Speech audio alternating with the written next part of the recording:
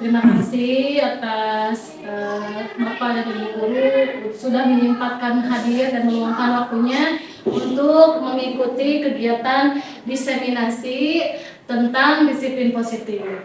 Nah, adapun kegiatan diseminasi ini merupakan kegiatan untuk mengerjakan aksi nyata pada modul 1.4. Nah, harapan saya dengan adanya diseminasi ini semoga dapat memberikan perubahan kepada lingkungan sekolah dan khususnya kepada saya, dan semoga saya bisa mengajak Bapak Ibu semua untuk ikut berubah bersama saya.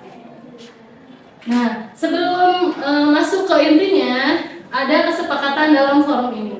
Ya, yang pertama, Bapak dan Ibu semua bebas untuk berpendapat. Silahkan Bapak dan Ibu mengeluarkan pendapatnya, apa yang ada di dalam pikiran, apa yang ada dalam hati Bapak Ibu, silahkan curahkan.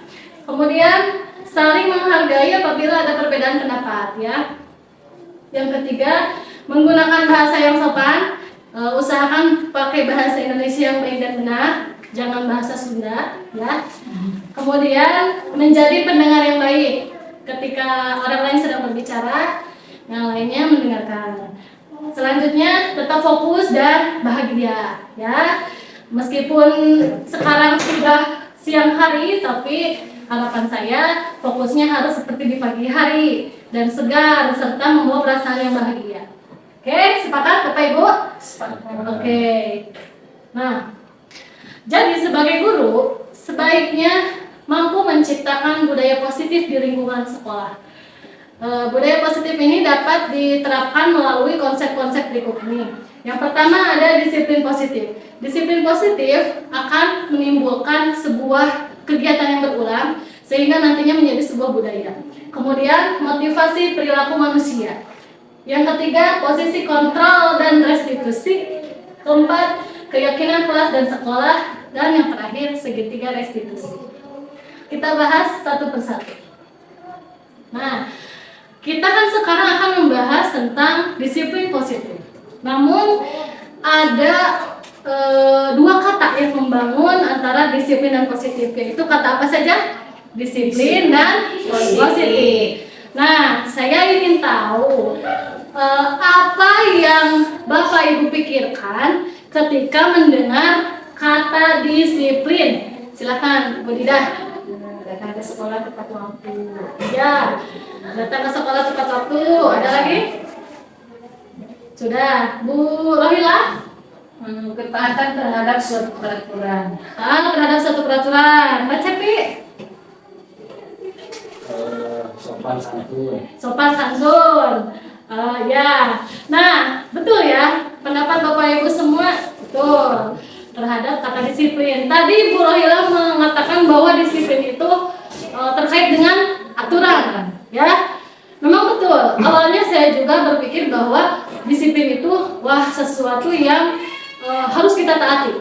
Berarti ketika kita melanggarnya, kita mendapatkan sanksi atau hukuman. Nah, namun sebetulnya pengertian disiplin itu bukan pada sanksi atau bukan pada aturannya, melainkan cara kita untuk mengontrol diri dan bagaimana menguasai diri kita untuk memilih tindakan yang mengacu pada nilai-nilai yang kita hargai.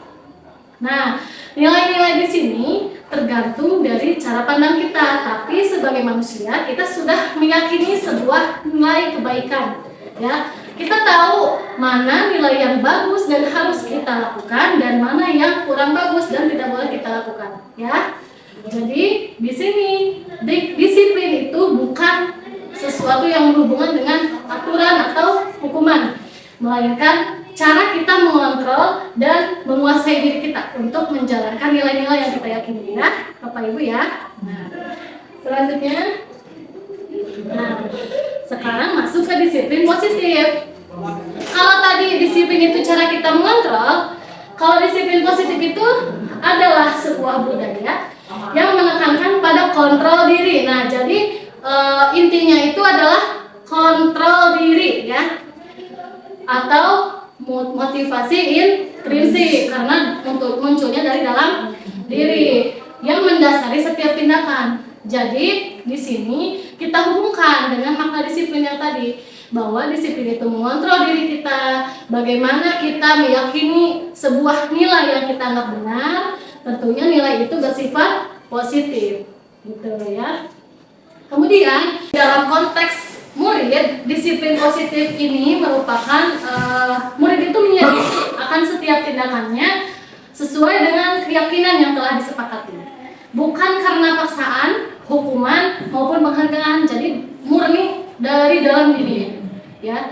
Nah, di sini ada kata keyakinan yang telah disepakati. Nah, ini berhubungan dengan keyakinan kelas atau kesepakatan kelas. Nah, nanti kita akan bahas bersama-sama. Nah, bagaimana seseorang bisa berubah dari paradigma stimulus respon kepada pendekatan teori kontrol. Jadi seperti yang tadi Ibu dan Bapak bilang, bahwa ketika kita melanggar aturan, maka kita akan mendapatkan sanksi atau hukuman. Kalau begitu, pikiran kita itu masih menggunakan paradigma stimulus respon. Ketika kita terlambat, maka ada sanksinya, ditegur atasan atau mungkin dipotong gaji, ya. Nah, tapi di sini seharusnya bukan paradigma stimulus respon yang kita terapkan, melainkan pendekatan teori kontrol. Mari kita lihat perbandingannya. Nah, ketika kita membicarakan stimulus respon, realitanya atau kebutuhannya dianggap sama, ya. Setiap manusia dianggap sama. Tapi ketika teori kontrol menganggap kebutuhan atau realitas setiap orang itu berbeda. Kemudian semua orang melihat hal yang sama. Jadi apa yang saya lihat, semua orang juga melihat hal yang sama seperti saya. Itu stimulus respon.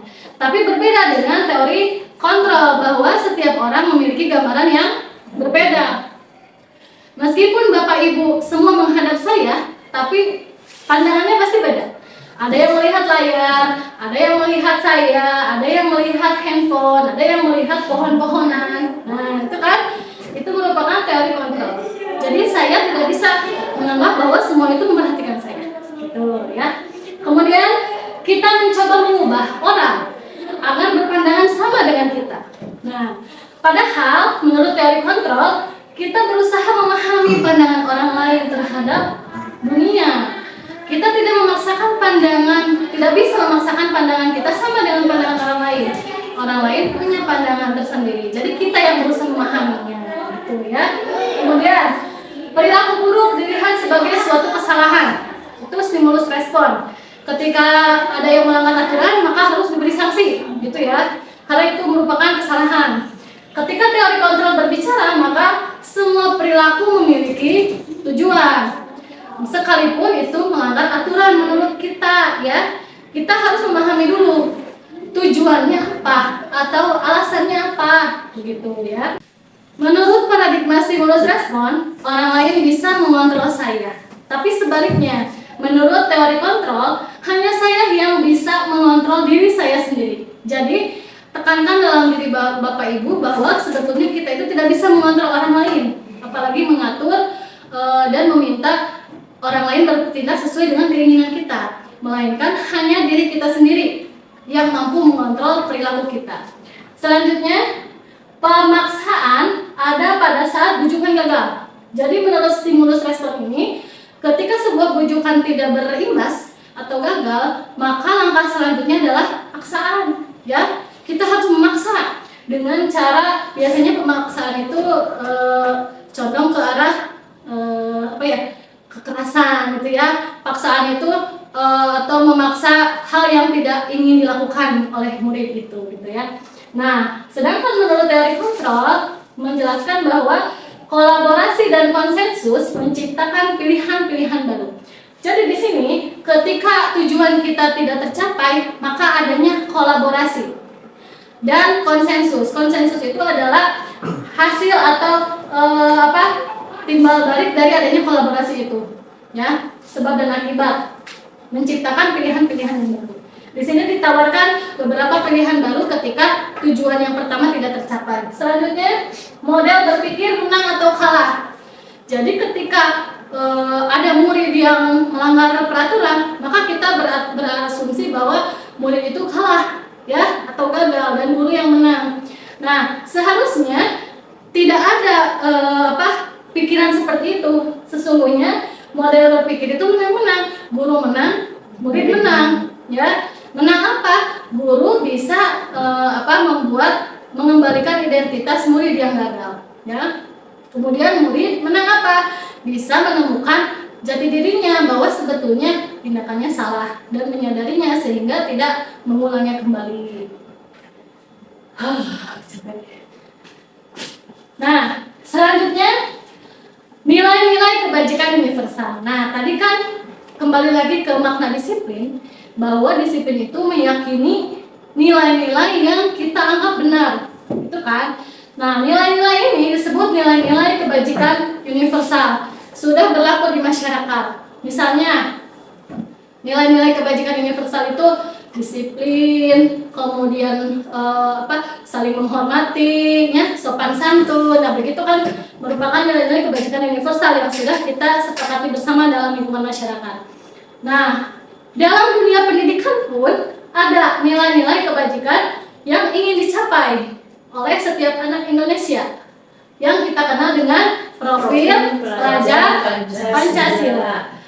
Profil pelajar Pancasila ini mencakup berapa dimensi? Nah, ya, yang pertama, beriman dan bertakwa kepada Tuhan Yang Maha Esa dan berakhlak mulia. Yang kedua, mandiri. Kemudian, empat, berkebinekaan global. Kelima, kreatif. Dan terakhir, bernarasitis. Nah, semua dimensi ini merupakan nilai-nilai kebajikan universal yang diharapkan dimiliki oleh setiap murid-murid kita. Nah, kemudian nilai-nilai kebajikan ini dapat mempengaruhi pula motivasi perilaku manusia. Ini merupakan pembagian motivasi perilaku manusia menurut Dian Gosani. Ya, yang pertama, manusia berperilaku itu karena menghindari ketidaknyamanan atau hukuman. Ya, betul? Bapak Ibu merasa seperti itu? Ya, saya jujur, saya pernah memiliki motivasi ini, bahwa saya melakukan sebuah tindakan itu karena ingin menghindari hukuman, ya, atau menghindari teguran, gitu. Yang kedua, mendapatkan imbalan atau penghargaan. Bisa saja kita bertindak karena kita memiliki tujuan lain, karena ingin mendapatkan imbalan atau penghargaan, ya, atau pujian. Yang ketiga, menjadi orang yang diinginkan dan menghargai diri sendiri dengan nilai-nilai yang diyakini. Ya, kita bahas satu persatu. Nah, untuk motivasi yang pertama, jadi di sini adalah tingkat terendah dari motivasi perilaku manusia, ya. Ketika kita berperilaku ingin menghindari hukuman karena kita tidak ingin dihukum, berarti motivasi kita masih tingkat yang sangat rendah, ya. Biasanya kita akan bertanya, apa yang akan terjadi apabila saya tidak melakukannya, ya? Apakah saya akan dihukum atau saya akan dipecat mungkin, atau saya hanya ditegur? Nah, mereka sedang menghindari permasalahan yang mungkin muncul dan berpengaruh pada mereka secara fisik, psikologis, maupun tidak terpenuhinya kebutuhan mereka bila mereka tidak melakukan tindakan tersebut. Nah, motivasi ini bersifat eksternal, ya. Jadi karena hukuman itu, ya, munculnya dari luar diri sendiri. Nomor dua, motivasi karena ingin mendapatkan imbalan atau penghargaan. Nah, motivasi ini satu tingkat di atas motivasi yang tadi, ya. Orang berperilaku untuk mendapatkan imbalan, ya, atau penghargaan dari orang lain. Orang dengan motivasi ini akan bertanya, apa yang akan saya dapatkan apabila saya melakukannya? Jadi tidak ikhlas dari dalam diri karena ada yang dia ingin dapatkan, gitu, ya. Mereka juga melakukan sesuatu untuk mendapatkan hadiah, pengakuan, atau imbalan. Nah, sama dengan yang pertama, motivasi ini bersifat eksternal, dari luar, ya. Nah, sedangkan motivasi yang ketiga, menjadi orang yang diinginkan dan menghargai diri sendiri dengan nilai-nilai yang diyakini tadi, ya. Jadi orang dengan motivasi ini akan bertanya, akan menjadi orang seperti apa apabila saya melakukannya. Jadi kita dianalisis dulu nih, efeknya atau dampaknya apa? Bukan karena tidak ingin dihukum, bukan karena ingin mendapatkan pujian, ya, tapi betul-betul sesuai tidak dengan nilai-nilai yang kita yakini, begitu. Kemudian mereka melakukan sesuatu karena nilai-nilai. Nah, karena nilai-nilai yang mereka yakini dan hargai, dan mereka memang ingin menjadi orang yang seperti itu, seperti nilai yang mereka yakini itu. Kemudian ini adalah motivasi yang membuat seseorang memiliki disiplin positif. Jadi di antara ketiga motivasi itu, motivasi mana yang paling bagus? Yang Ketiga. Ini mencerminkan disiplin positif, betul ya. Karena motivasi berperilakunya itu muncul dari dalam diri atau internal. Nah, sekarang kita masuk ke keyakinan kelas. Nah, ketika kita menginginkan murid kita memiliki atau menerapkan budaya positif, tidak bisa berlangsung secara instan, ya. Tidak bisa begitu saja terlaksana, melainkan harus memiliki tahapan. Salah satunya kita membuat keyakinan kelas atau sekolah, ya. Di sini guru itu memfasilitasi dan memberikan kesempatan pada muridnya untuk membentuk kesepakatan kelas di setiap kelas, ya. Jadi di sini boleh tiap kelas, berarti di sini wali kelas, ya. Wali kelas dengan kelas yang dia punya, kemudian boleh tiap mata pelajaran. Boleh dibuat keyakinan kelasnya. Kemudian keyakinan ini berisi pernyataan universal yang mudah diingat dan mudah diterapkan juga di lingkungan sekolah. Nah, kenapa keyakinan kelas? Kenapa tidak peraturan? Apa bedanya? Nah, jadi menurut hasil pemahaman saya, ketika kita berbicara peraturan itu berjalan hanya satu arah, ya. Kita diatur oleh yang di atas atau yang memiliki kewenangan harus begini. Ketika tidak mematuhi maka kita mendapatkan sanksi. Namun keyakinan berlaku dua arah, ya.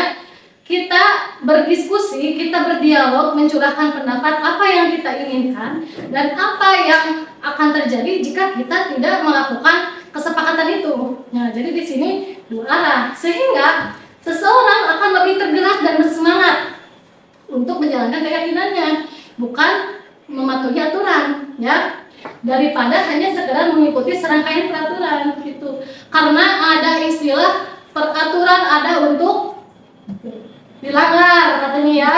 Ada peraturan untuk dilanggar. Nah, jadi di sini tidak ada istilah itu. Kita menerapkan keyakinan kelas. Bapak Ibu bisa mulai menerapkan keyakinan kelas di kelasnya masing-masing, boleh di setiap awal pembelajaran atau di awal semester, ya, bisa. Oke, nah ini pembentukan keyakinan kelasnya. Jadi keyakinan kelas itu berisi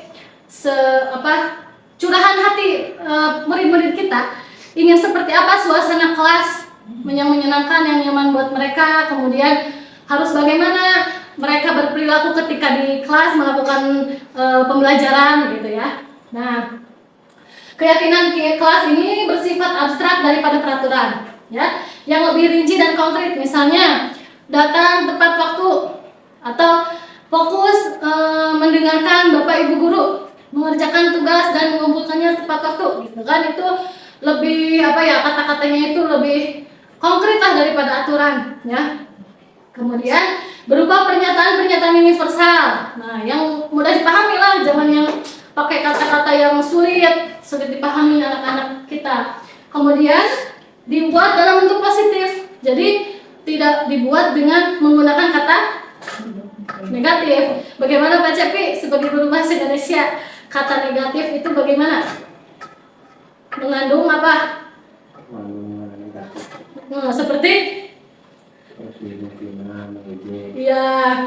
Nah, jangan menyakiti, ya. Kemudian kata positif itu tidak mengandung kata jangan, ya. Misalkan jangan berisik, berarti kata positifnya apa?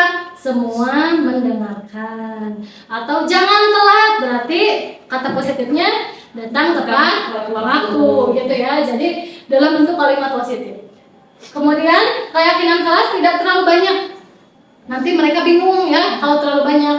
Sedikit saja tapi bermakna agar mereka mudah diingat dan dipahami ya, sehingga bisa dipatuhi dan dilaksanakan oleh wali kelas. Kemudian sebaiknya sesuatu yang dapat diterapkan di lingkungan tersebut. Misalkan gini, silahkan ketika belajar matikan HP. Kan tidak sesuai dengan lingkungan belajar kita ya. Anak-anak kita tidak diperbolehkan membawa HP ke sekolah. Jadi sesuaikan dengan lingkungan kita. Kemudian semua warga kelas hendaknya ikut berkontribusi dalam pembuatan keyakinan kelas. Jadi bukan dari guru ya. Guru hanya memfasilitasi saja. Silakan anak-anak boleh berpendapat. Ingin bagaimana di kelas? Misalkan apakah posisi duduknya begini? Ya, silakan itu mah Bapak Ibu yang lebih tahu ya. Kemudian bersedia meninjau kembali keyakinan kelas dari waktu ke waktu. Jadi keyakinan kelas ini tidak baku ya. Ketika semuanya sudah dilakukan atau ada yang kurang atau harus diperbaiki, bisa ya Bapak Ibu perbaiki. Kemudian, nah contohnya ini contoh gambaran dari keyakinan kelas. Untuk keyakinan kelas 1, setiap anggota kelas perlu belajar, katanya perlu senang, perlu melakukan tugas. Jadi kan di sini ya simpel aja kata-katanya ya, tidak susah, mudah dimengerti. Itu sama anak usia kelas 1. Nah kita pun sama, kita menyesuaikan dengan usia mereka. Usia kelas 7, 8, dan 9 ini mereka itu pemahamannya memang setingkat lebih tinggi dari usia sekolah dasar, tapi tidak terlalu tinggi juga ya, sedang itu masih sederhana.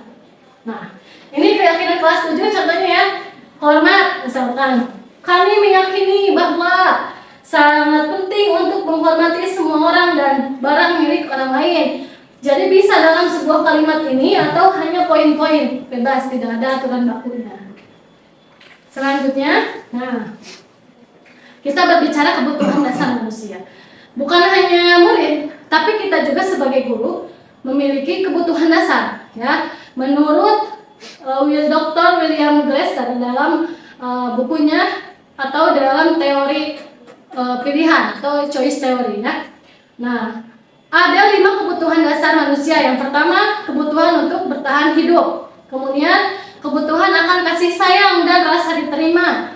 Ketiga, kebutuhan akan penguasaan. Keempat, kebutuhan akan kebebasan. Dan yang kelima, kebutuhan akan kesenangan. Nah, di sini kita harus pahami bahwa setiap tindakan anak-anak kita karena adanya 5 kebutuhan ini atau mungkin salah satunya yang tidak terpenuhi ya. Misal ada anak yang sering bolos ya, tidak masuk sekolah. Nah, berarti kita itu tidak bisa menyalahkan anak tersebut. Kita cari tahu dulu kebutuhan mana yang dia cari ya. Misalkan kita ngobrol nih sama anak tersebut, tanya kenapa bolos. Misalkan saya tidak suka sama gurunya, soalnya gitu kan, berarti bapak atau ibu itu mah kalau itu tuh galak misalkan. Berarti kan di sini dia butuh akan kasih sayang dan rasa diterima ya. Dia tidak merasa disayangi karena dia beranggapan bahwa guru itu galak atau sering marah-marah atau sering menghukumnya.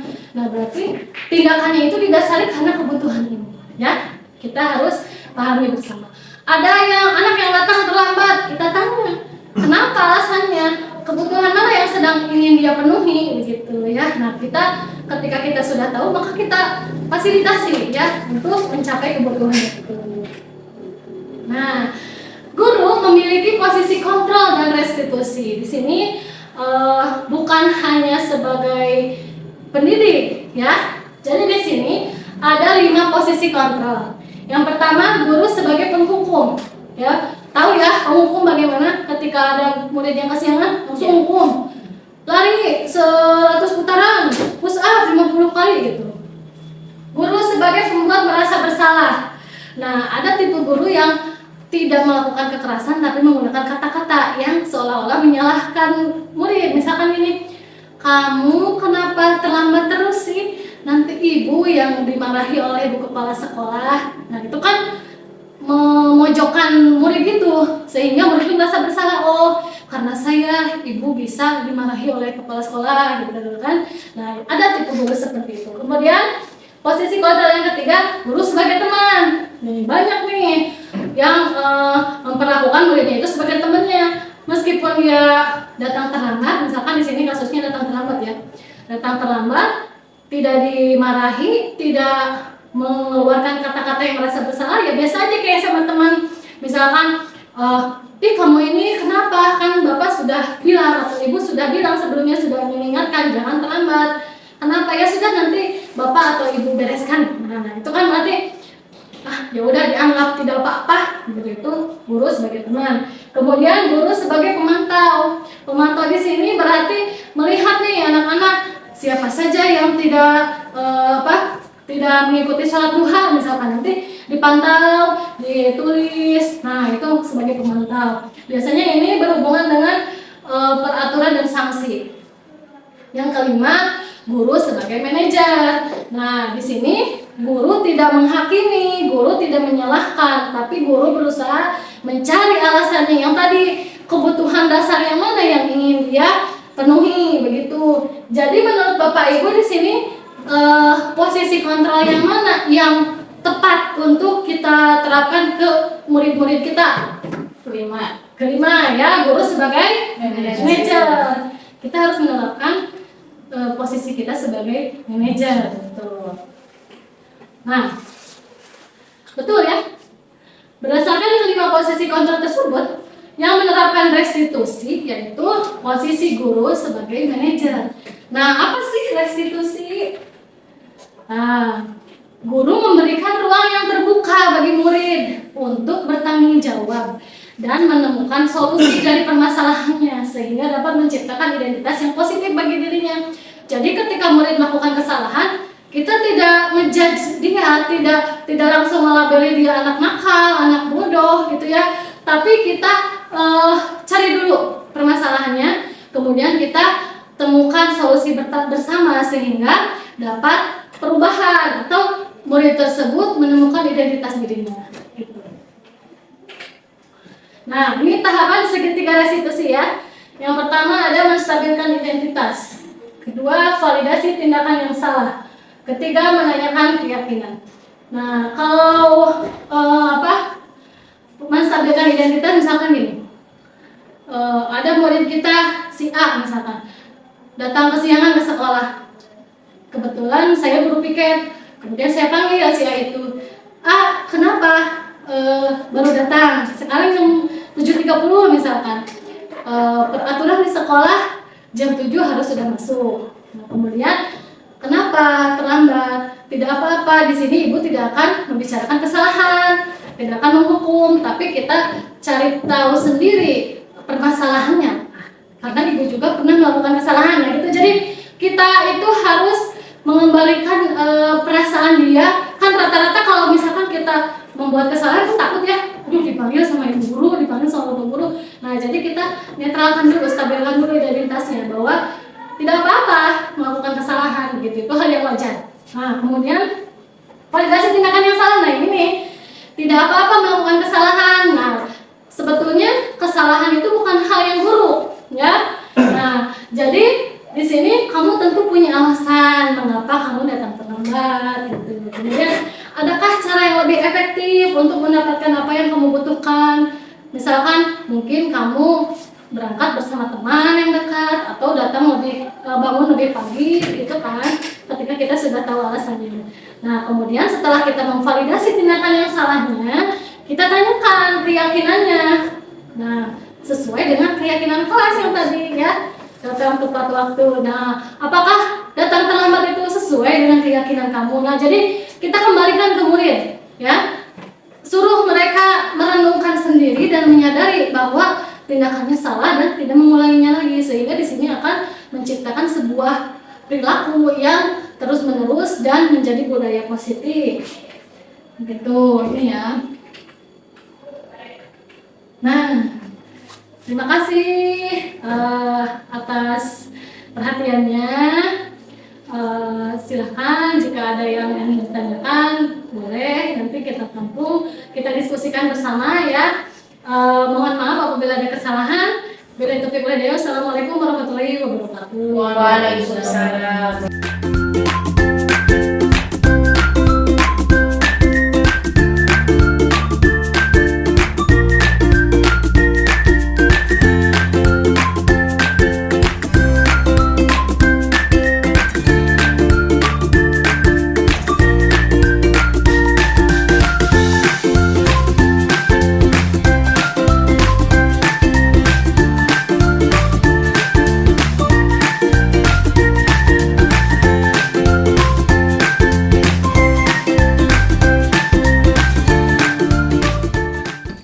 Assalamualaikum warahmatullahi wabarakatuh. Perkenalkan, nama saya Weni Aulia Nur Alifah, saya dari kelas 7. Perasaan saya saat membuat keyakinan kelas, saya sangat merasa senang dan bersemangat karena saya dapat menuliskan keinginan yang saya mau ketika belajar. Menurut saya ini sangat penting dilakukan karena dengan adanya keyakinan kelas, saya lebih sadar dengan tugas saya. Assalamualaikum warahmatullahi wabarakatuh. Assalamualaikum warahmatullahi wabarakatuh. Nama saya Sakila Putri Sadin dari kelas 7. Saya merasa senang karena bisa membuat keyakinan kelas bersama Ibu Dini. Karena saya bisa mencurahkan pendapat saya tentang keyakinan saya ingin belajar seperti apa. Menurut saya hal ini penting untuk menjadi kelas yang lebih nyaman, sehingga saya lebih bersemangat lagi dalam hal belajar. Wassalamualaikum warahmatullahi wabarakatuh.